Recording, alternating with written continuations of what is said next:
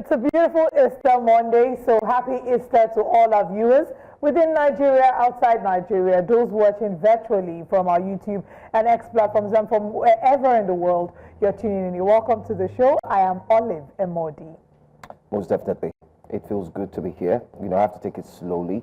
I always want to do the last person talking, but so like you know where I'm going. You're not starting on the existing. But I trust the guy on the left. He would definitely want to do it. You know, but it's okay. Welcome to Breakfast Central on a Monday morning. For those who are watching us from home, it's a holiday. I want to say well done and thank you for tuning in.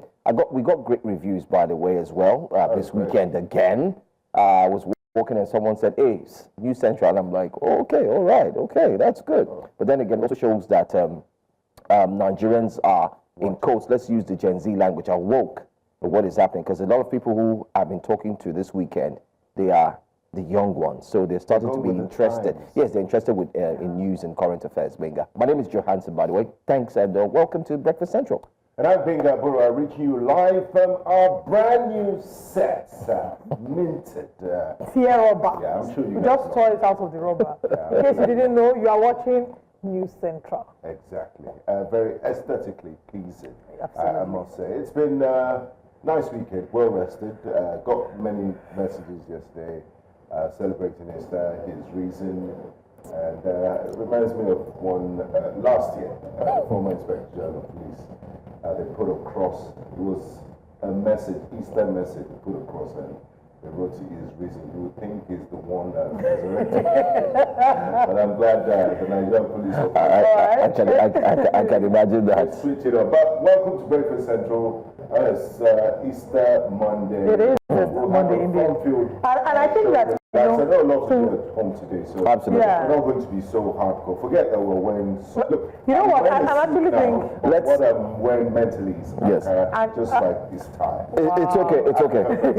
It's all right. Start today's show with a little bit of good news, don't you think? The Right, good news, of course, will be Tunde Onakoya, who for the second time has won the Guinness World Records. He's broken the chess marathon record, and you know, just to look at exactly the fact that he's done it the same two times, and he's won it from the same two Norwegian brothers. So if you recall, he won the first one. It was 60 hours.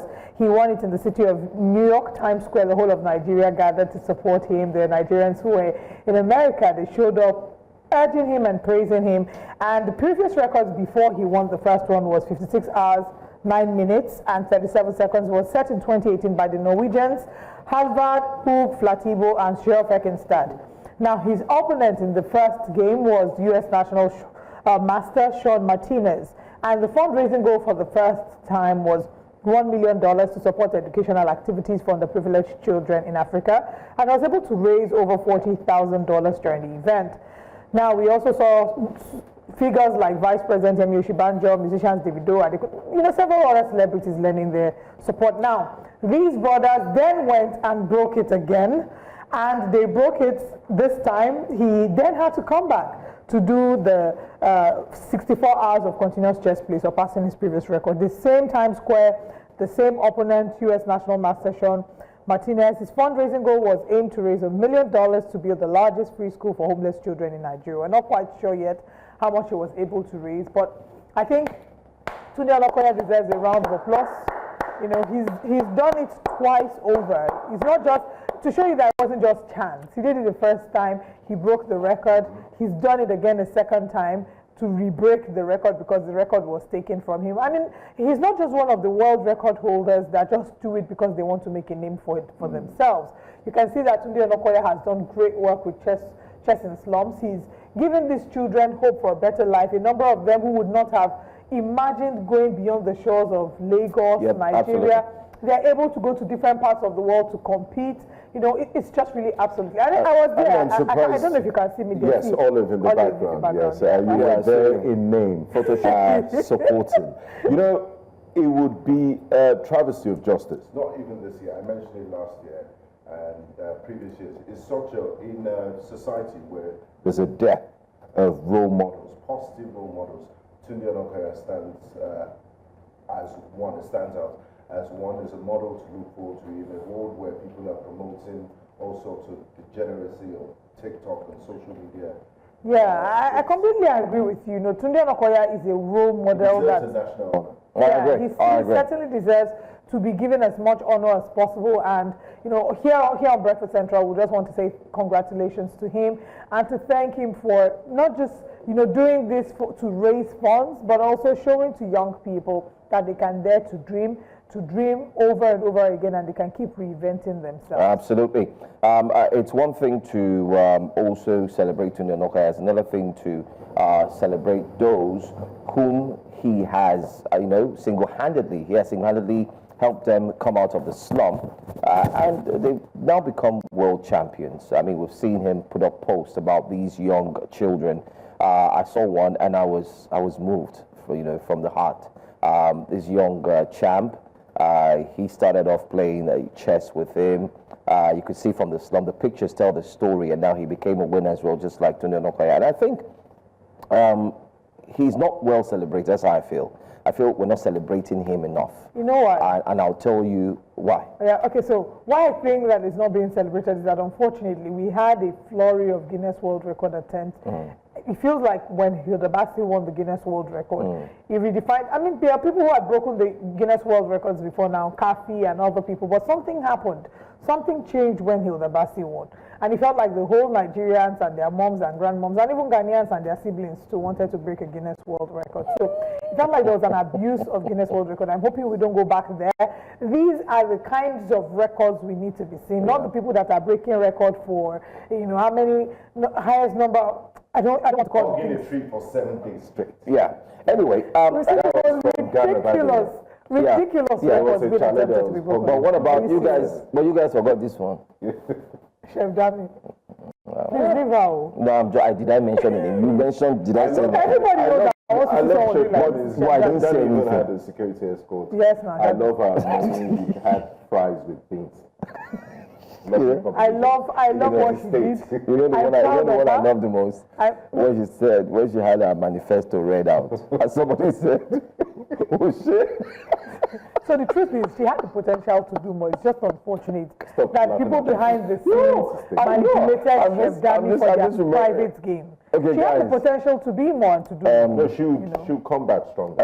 Guys, was she a chef? Is the first question. Guys, it's just like me now waking up today and saying, I want to go and break Guinness World. If I went to break Guinness World Record for talking, they would say yes. That's her career path. She talks for a living. But I now wake up and say that I want to go and break Guinness World Record for cooking, like being a chef. I'm not a chef. That's not my career path. We really need to. Who's a chef? Define a chef. You see that the guys that even make noodles at night, the roadside, they will call themselves chefs.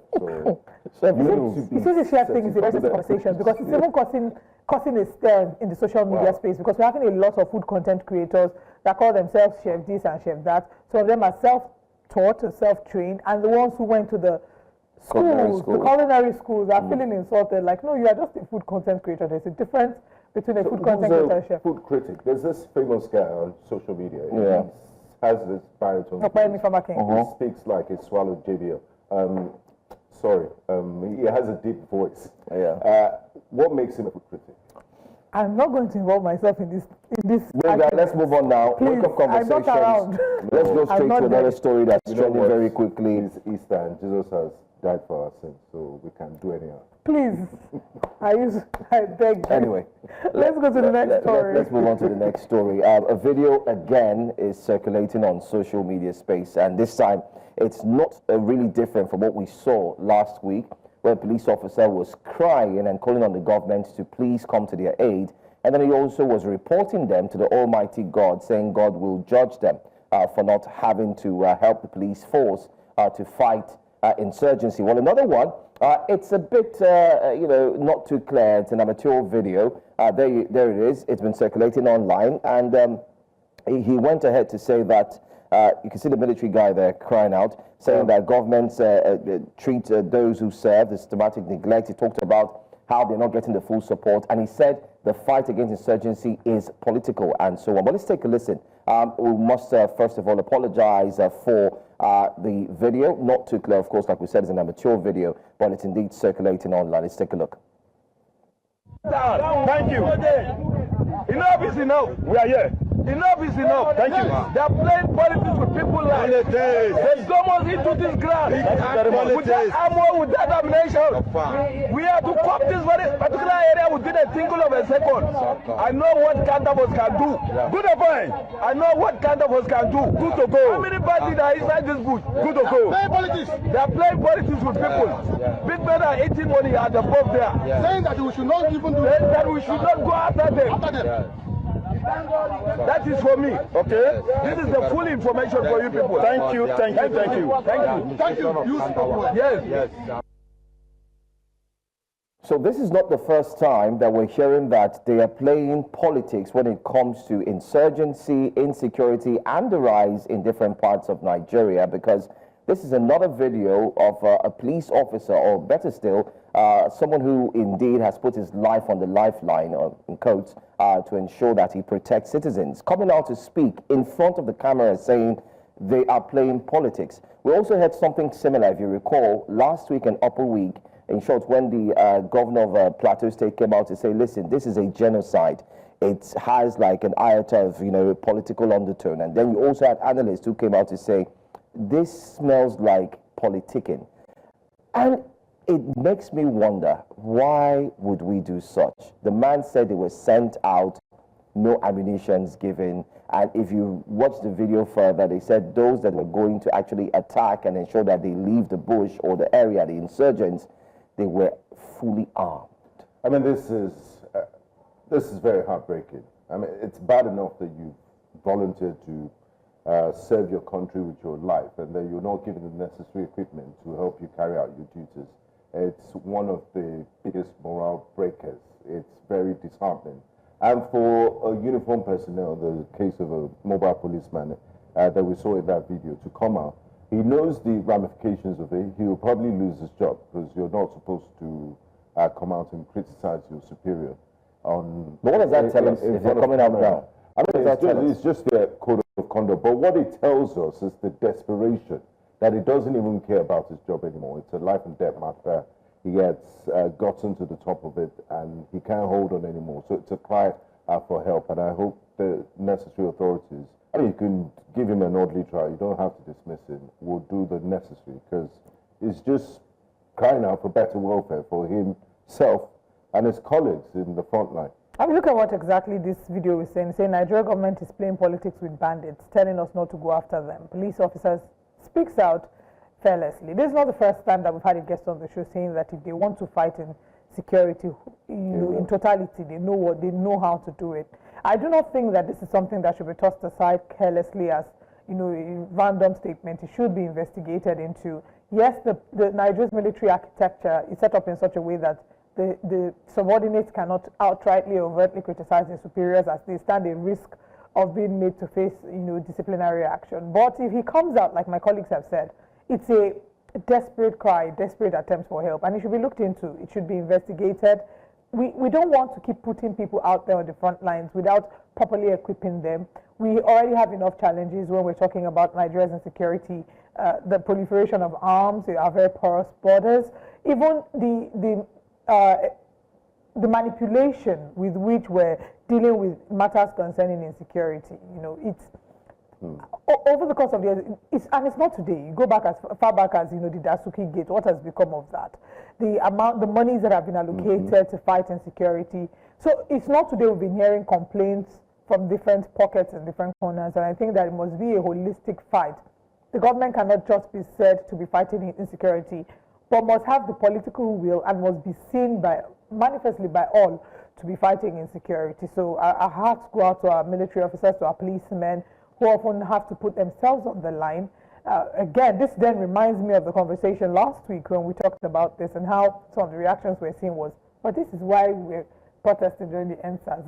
These are some of the reactions we saw Nigerians saying that when the NSAS protests were ongoing, part of the cries were for the reforms of the police to ensure that the police were adequately equipped, adequately paid, given remuneration that could take care of them and their families should anything happen to them. But we will continue to be a voice for the people, and the people in this case do involve the Nigerian police. We want better security for our country. Okay, and to our last story in our wake-up conversations, it's Easter, and a man of God is telling Mr. President to stop playing God. Stop playing God. Bakare Chides President Bola Tinubu. It's not just, it was firing on all cylinders in this interview. He wasn't just criticizing President Tinubu, he also criticized the National Assembly. He says it's becoming a haven for legislative rascality. That was so sweet.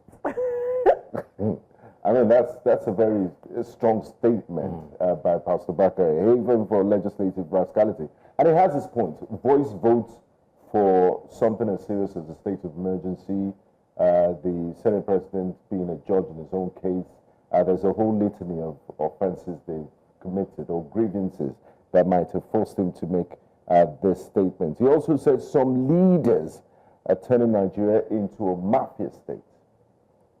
That's from the serving overseer of the Citadel for Global Community Church, CGCC, Pastor Tunde Bakare.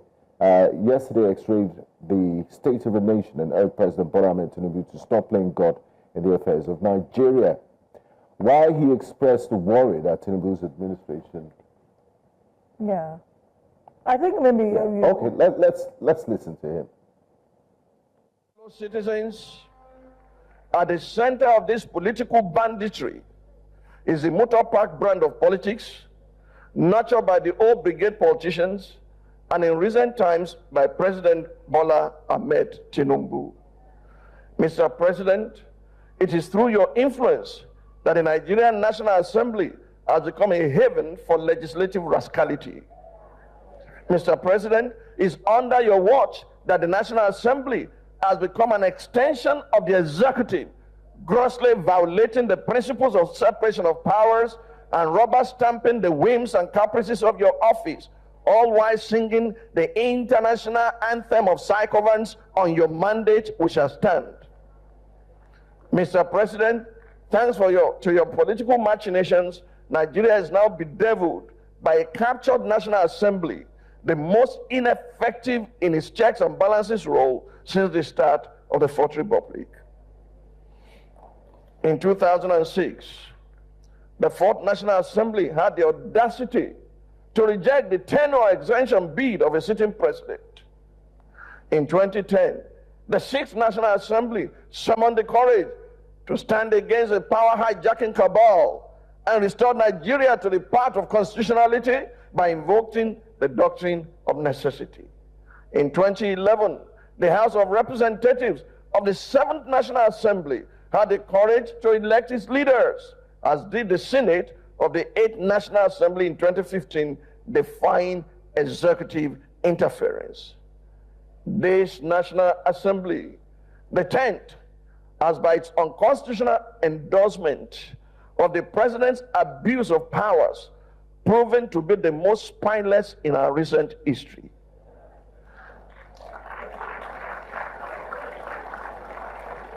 Through its actions...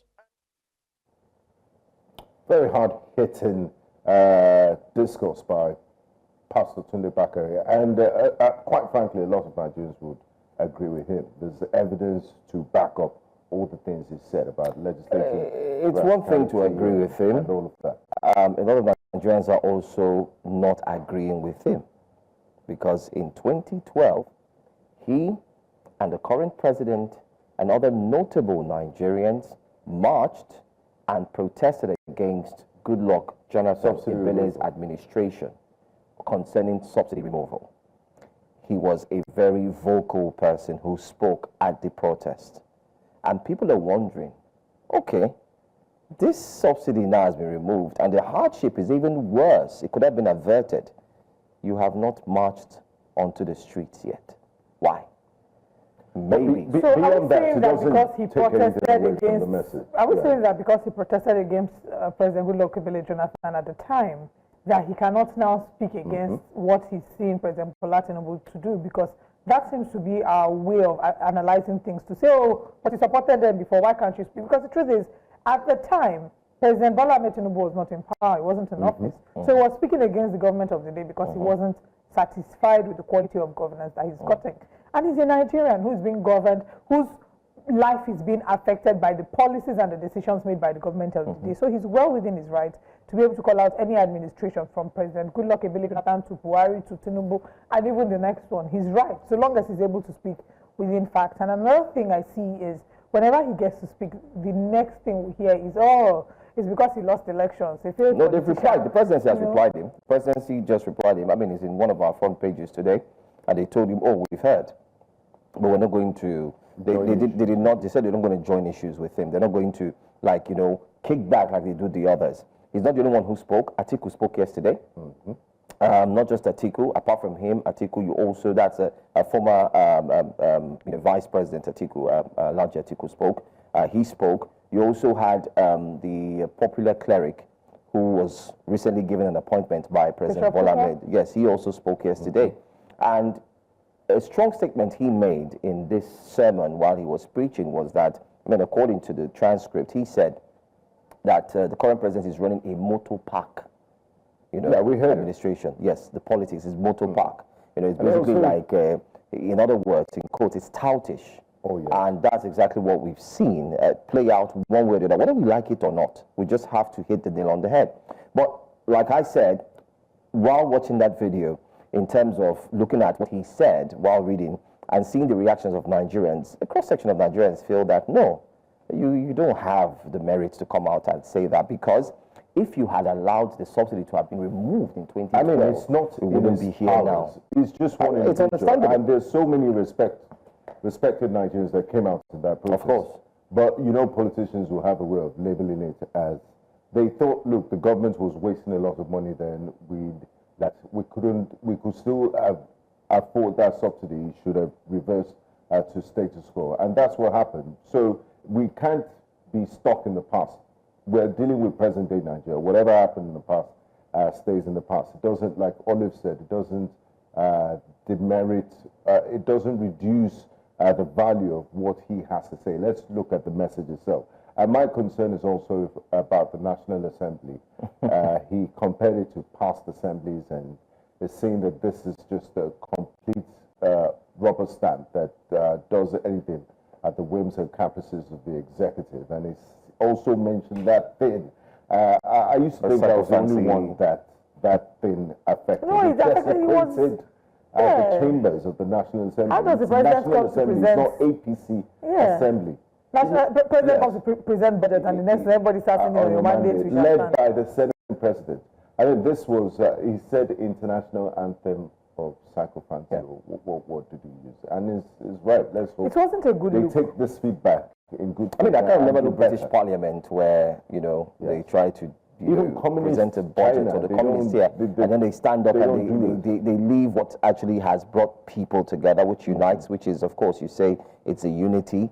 And then you leave it, and then you take a song that is not part. These are conversations. But I also feel that while he was talking, another point that we should also look at is the fact that the former President Muhammadu Buhari, had removed subsidy in May as well before he left office. Nobody is talking about it. Nobody has called the former president to question that. But wait, you announced to Nigerians that you had removed subsidy. How come it is in 2023 that the current president also came again and said subsidy is gone? So how many times has Nigeria removed subsidy? You see, these conversations, as long as they are not being addressed, we would continue to ride and dance in a limbo, whether we like it or not.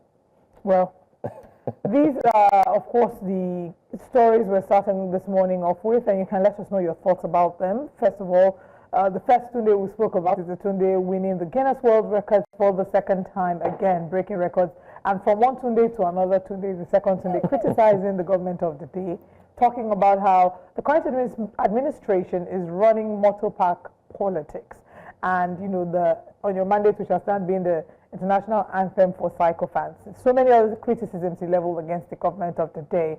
And we wrapped up, of course, we did talk about the police officer who complained about how they're playing politics with the fight against insecurity, how they're asking them not to go against the bandits. And we continue to always talk about these challenges that we face when it comes to the fight against insecurity. But you can share your thoughts with us at News Central TV on all platforms, or you can tweet at us individually. Now let's share with you what the top stories this morning are on Breakfast Central.